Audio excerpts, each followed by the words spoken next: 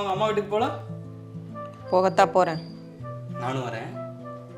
ஒன்றும் வேண்டாம். ஏன் மேடம்க்கு என்ன பிடிக்கலையோ? ஆமாம், பிடிக்கல.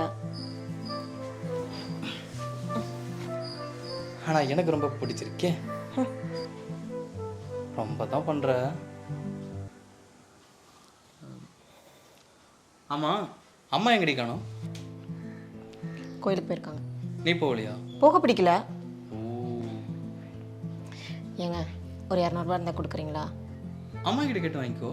ஏன் உங்ககிட்ட இல்லையா? நான் தான் சம்பளம் வந்தோடனே மொத்தத்தையும் அம்மாட்ட கொடுத்துட்றேன். அப்புறம் எப்படி என்கிட்ட இருக்கும்? அப்போ உங்கள் செலவுக்கு அம்மாட்ட கேட்டு வாங்கிப்பேன். ஏன் அம்மா கிட்ட கேட்கறது கஷ்டமாக இருக்கோ? அதெல்லாம் இல்லை. சரி, வெளியே எங்கேயாச்சும் போகலாமா? வீட்டிலே இருக்கிறது போர் அடிக்குது. வெளியிலையா? ஒர்க் முடிச்சுட்டு வந்து ரொம்ப டயர்டாக இருக்குது. நீ வேணால் வெளில போயிட்டு வாங்க. சரி.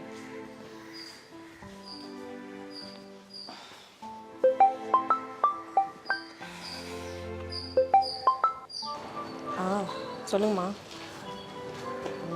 நல்லா இருக்கேன். சரிம்மா, நான் அப்புறமா கூப்பிட்றேன்.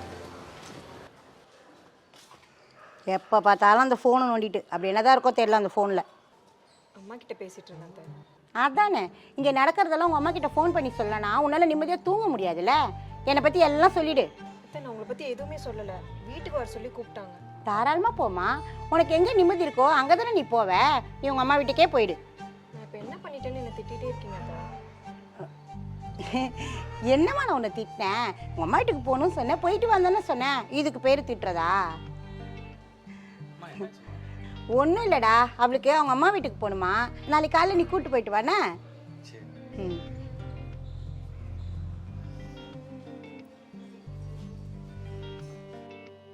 என்னடி பிரச்சனை? எதுக்கு அம்மாட்ட கத்திட்டு இருக்க? நான் எதுவுமே பண்ணலை. நீ எல்லாம் திருந்தவே மாட்டடி. இப்படி ஒரு மாமியார் கிடைக்கிறதுக்கு நீ எல்லாம் கொடுத்து வச்சிருக்கணும்.